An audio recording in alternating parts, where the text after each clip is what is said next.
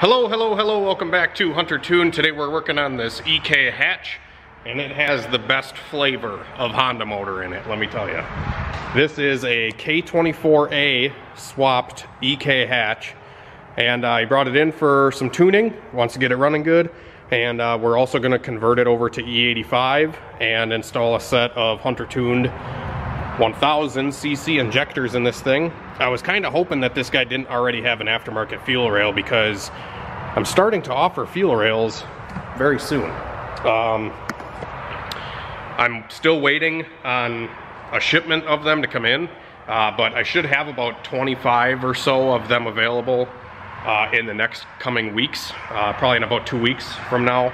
So you guys will have to keep your eyes peeled on the website for some pretty cool fuel rails. They're custom Hunter tuned. I can't wait. I've been selling a couple of them to local people, but I don't have enough stock in order to actually put them for sale on my site yet. But we're gonna look at this setup a little bit, and we're gonna get right to it, draining the pump gas out of it. I already got a gas can over here, and I got a piece of hose that I should be able to thread on to his aftermarket regulator, and then just run the return into my gas can instead of running the fuel back to the tank. So it's kind of a quick, easy way to drain 95% of the fuel out of the gas tank. Most of the time when you do it this way, there still is a very small residual amount of fuel that stays in the tank, but for the most part I can get them pretty much completely out. And the reason we want to drain all of the pump gas instead of leaving even if it's only a gallon of regular pump gas in there, once we put E85 in and we tune it with a gallon of pump gas, it's going to be lower content of ethanol, which means that the car is not going to demand as much fuel. And then when he goes to fill it up again, the second time around, once he burns out the first tank of 1 gallon of pump gas and say 20 gallon, or not 20 gallons, these things don't have a 20-gallon tank, 10 gallons of E85 and 1 gallon of pump gas, when he burns all that out and then puts another 10 gallons of E85 in, there's gonna be no pump gas left, and the percentage of E85 might go up, which means that the car is going to require more fuel to keep up with that. So a lot of times when I do it this way, just as a precaution, I'll set the tune 5% richer, so when they do top it off for the second time with the 85, the tune should be absolutely mint. So that's just kind of a little tip that I do. I think I've said it a couple times, I usually send stuff out the door just a smidge richer than normal. And this is one of the reasons, because sometimes you can't get every last drop of pump gas out of it. Doing it this way works great for me. And man, this car really makes me miss my red EK hatch that I had. You guys follow the channel for a while. The turbo B20 VTEC car that I had, I went 1080s or something. It was super fun. I just like the way that the EK hatch looks. I just dig it. I also love my EG hatch and my Integras, and even this little EF over here, I love it. But man, there's just something about the EK, there's just something about all these different Hondas that are just awesome. So let's start here, and we'll go through what kind of mods this car has. It just has the China intake manifold. It's like a Skunk 2 rep or whatever, or RBC rep. So it's got this guy. It's got the K motor fuel rail. It's got power steering still, which I thought was pretty cool. G plus half-size radiator, and it also has this cheap Amazon billet swivel thermostat housing, which I actually just got one of these for my Integra, because my Integra has the stock one, and my radiator hose goes up and over. It does a U. And Phil, when I had my when I first got the car from Phil down in North Carolina, my Integra, he said that he had to gut the thermostat because he couldn't get the car to not overheat. And I'm thinking that swivel billet housing is the way to go, because the stock one comes out at an angle upwards this way, and obviously air can probably get trapped inside of there, and then the thermostat would never open. So having smooth flow straight down like this one is the ticket. So I'm excited to put that piece also on my Integra, which you guys will probably see soon. Moving over here, it does have just a 45-degree bend for an intake. We'll see what kind of power this thing makes, if it wants the setup like this, or if it wants, you know, something different for an intake. A lot of these all motor cars, just playing around with the length of the intake and the size of the intake and different cones and stuff like that can really make a big difference in power. So I usually like to try to play around with that stuff as much as I can with what is brought to me, but we will see how this one does. It has the Skunk 2 Alpha header. This header is awesome. It's a true 4 all the way down, so it's a big long tube header. Kind of just like you would consider, I say long tube header a lot on the channel when I'm tuning stuff, because it's, you know, it's a long tube. You know, the longer the tube out, as far as you can get the tubes out, usually the better top end power you make. So the short ram and mid ram headers typically are good for like lower engine speed and mid-range power. Sorry for the mess, but this is the one that was on my Integra, and it's a little bit different designed than that Skunk, but this is still a true 4-into-1. No, it's not. This is a 4-into-2-into-1. So I'll have to crawl under this thing and see if it's a 4 all the way to 1, or if it goes 4, 2, and then 1. But this header actually performed pretty good. But something like this isn't going to perform near as well because the tubes just aren't nearly as long going to the collector, like I said. So this is typically going to give the setup a little bit more low end and mid-range power. This is just like a Megan Racing, I think, short ram deal. So I'm excited what we can squeeze out of this little K24A. It's not an A2, it's an A. I don't know what the difference is. But let's start getting the fuel out of it, and then I'm gonna have to jack up the car and get a O2 sensor in it so we can dyno this thing. There is no wideband in it currently, so we're going to have to get a wideband sensor installed. I'll just put the dyno one in, and hopefully we'll be able to get it tuned up pretty good. Alright guys, got a hose going into this can off the bottom of the regulator. Fire it up and let her run.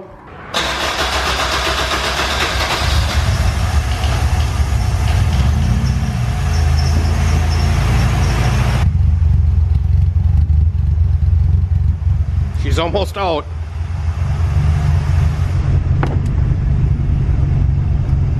There wasn't much in it when he brought it to me, so appreciation for that.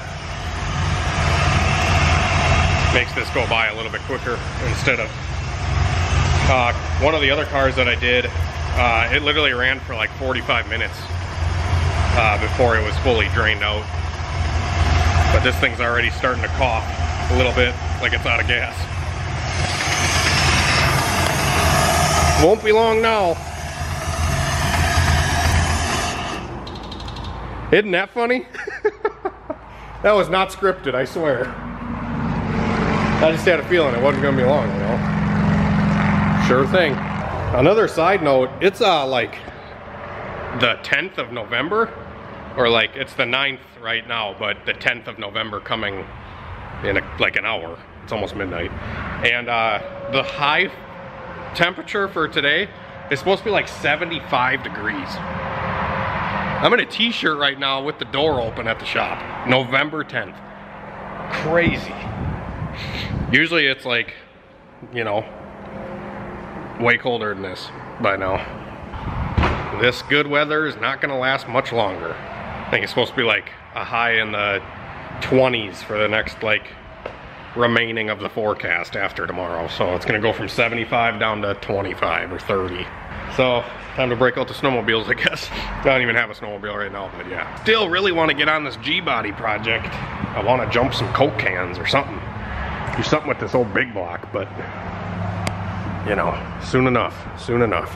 Just trying to make a couple bucks, help a couple of these guys out so I can have some more money to fund some of these projects over here. It's kind of my goal eventually, is I want to be able to have more time and money to build more of my own stuff. But you know how life is, it gets in the way of things all the time.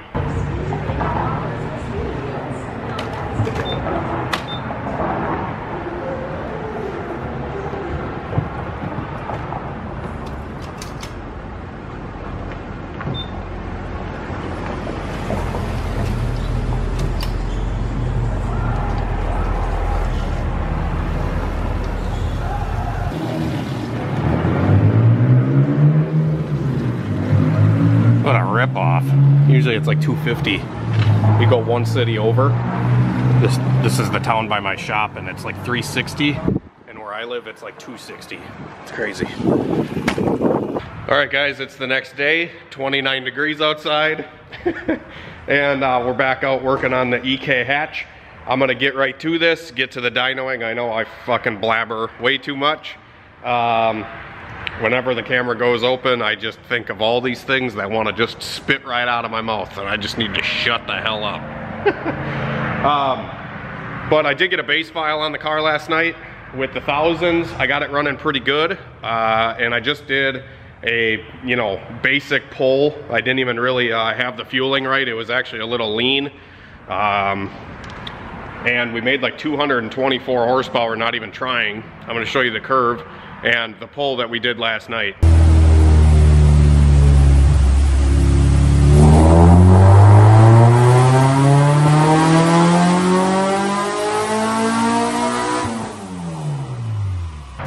So this is what the curve looks like. The only thing I did to the tune from the base map that he had on here already is I adjusted the fueling to get it close.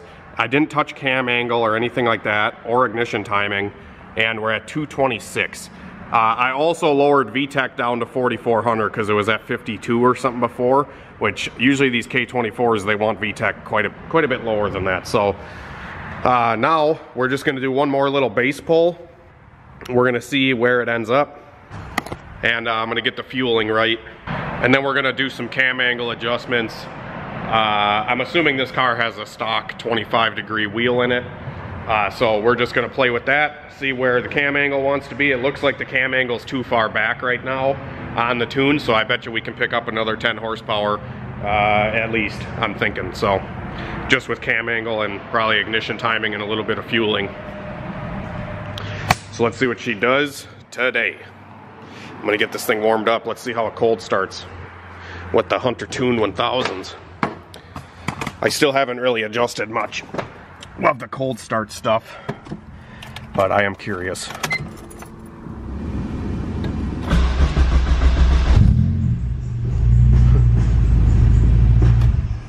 What the hell is banging around? Definitely thought I just heard something banging around. Did I leave a wrench or something laying around? I don't think so. Huh.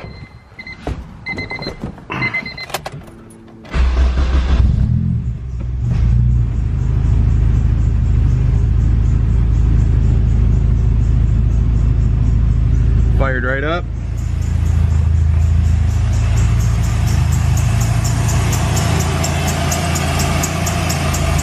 Got a little belt squeal, just like my car when it's cold. I don't know what it is with the Ks, but they always seem to have a little bit of belt squeal when they're cold, and then when they warm up, the belt gets tighter and everything is happy. But I haven't touched the cranking base pulse or anything from a stock vial, honestly, and it cranked right up. Cold, 29 degrees, E85. That's pretty cool. So I'm gonna let it warm up. We'll do a pull.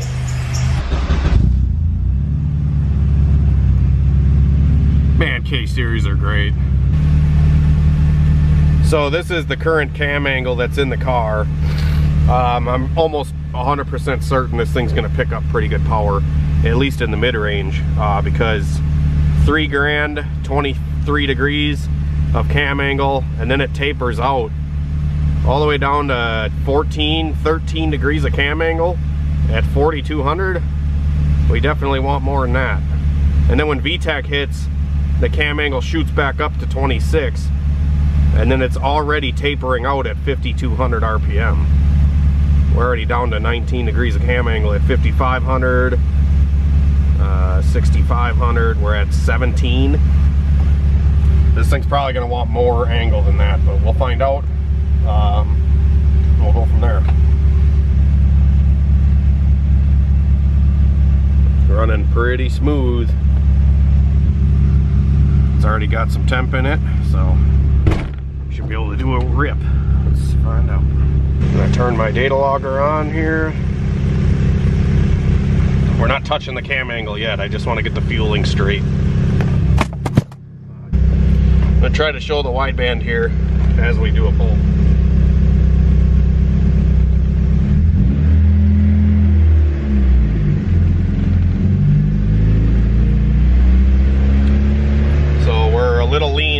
coming right off of idle. I'm gonna try to fix that quick.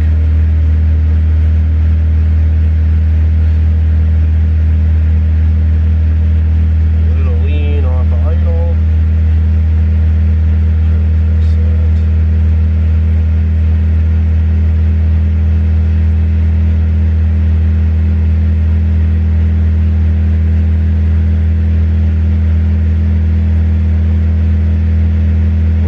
Here, kind of low RPM.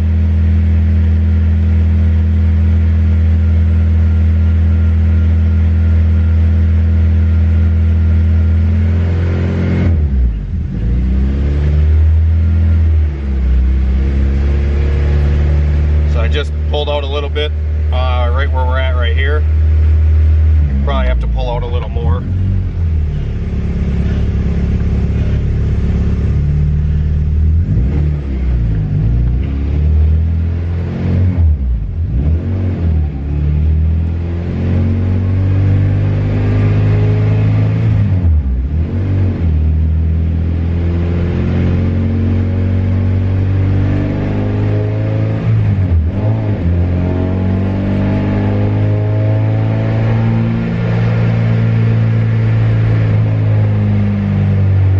Do a pull, see how wide open throttle is.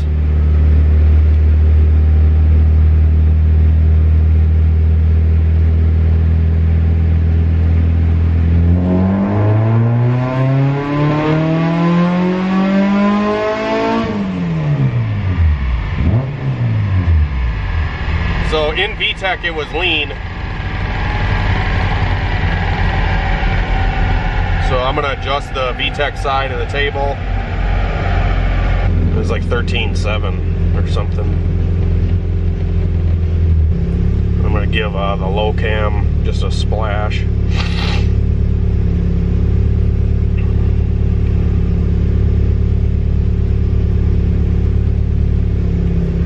I'm gonna try to fix the cruising while I'm in here, and a little bit of load. We had just a slight bit of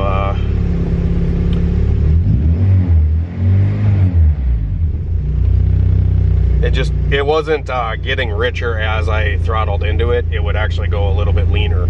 So I always try to have light load as the leanest spot, and then as we work up the vacuum on the map, then start richening it up. But so let's try again.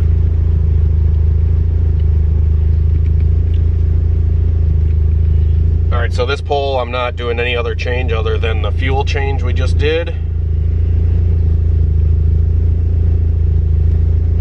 So let's give it a go. Oh yeah, much better already.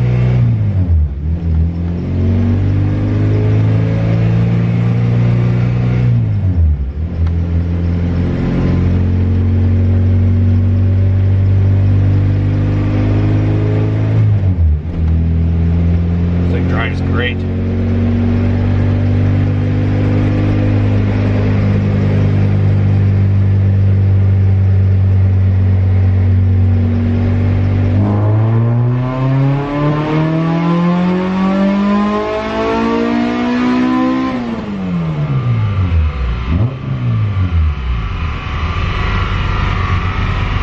That pole looked really good. It's like 12.8 the whole time.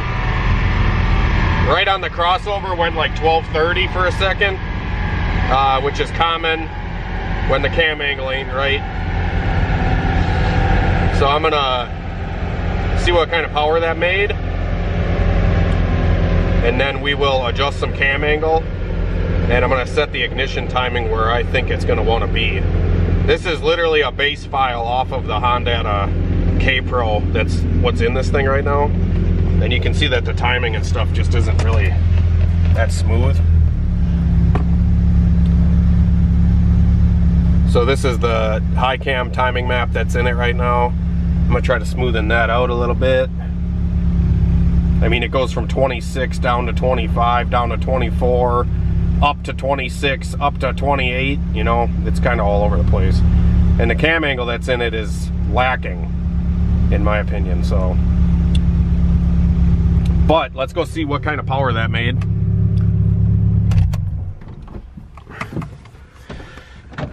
At least we know our air fuel is pretty close. So it didn't really make any more power with the fuel change. 225.8. Last night we made 226. This pull was lean and I got out of it early, so it didn't make a number. But we did actually, let me get rid of this one. We did actually make more power in the mid-range with that fuel change. So you can see the gray line is the new one and the blue was last night when it was lean. So just putting that little bit of fuel in definitely gave us a little spruce in the middle. So next, I'm gonna get this timing map and cam angle map ironed out, and we're gonna give it a whack after I put some cam angle in it, and we'll see what kind of difference that makes. But this thing runs awesome. I love it.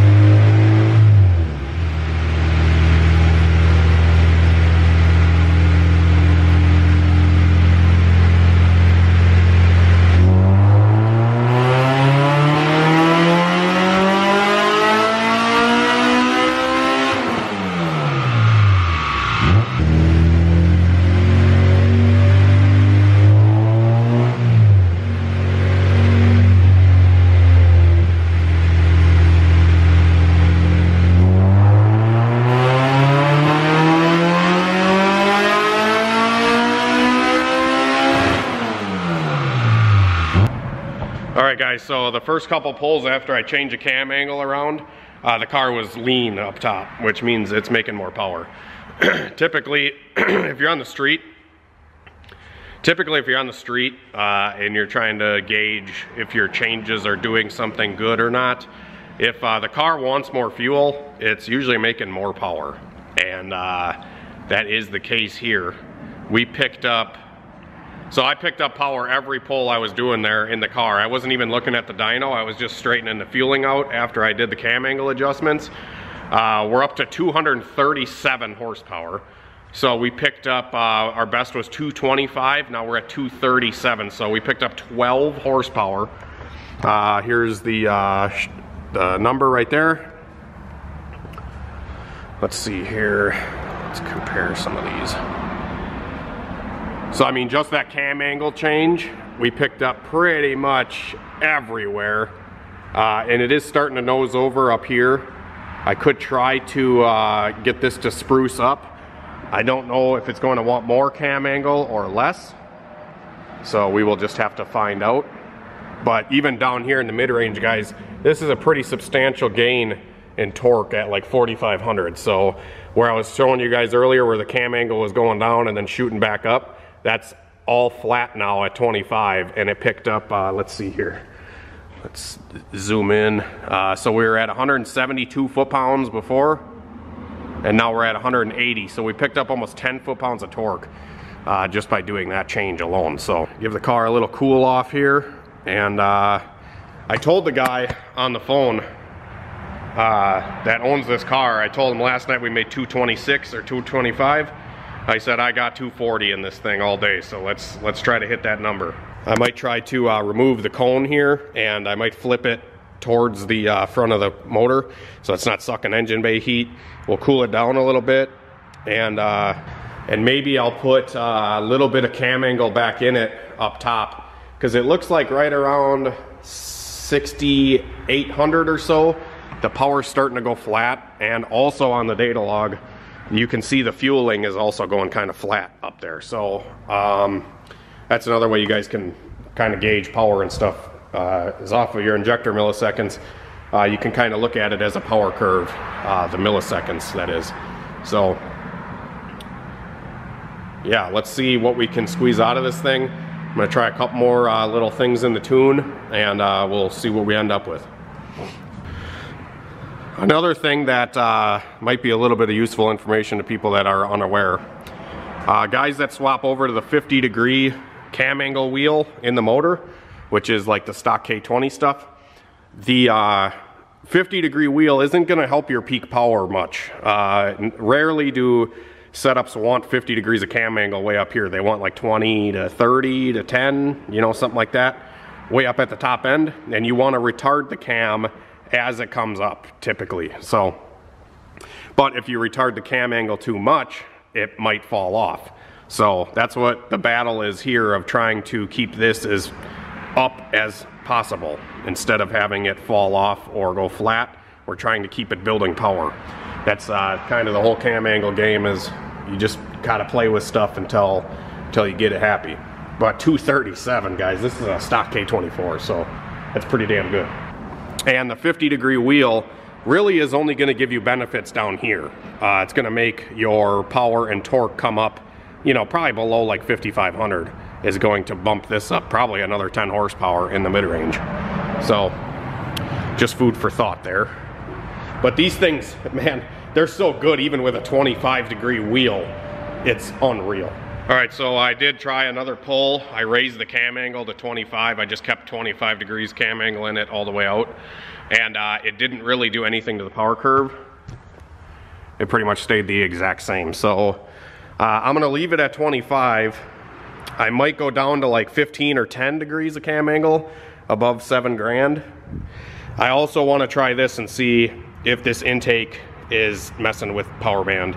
So I'm just gonna take it off and we're gonna run open throttle body for a pull and see how that does. Because like I was saying earlier, the length of intake and exhaust piping can affect the power band. I just wanna see how it affects it.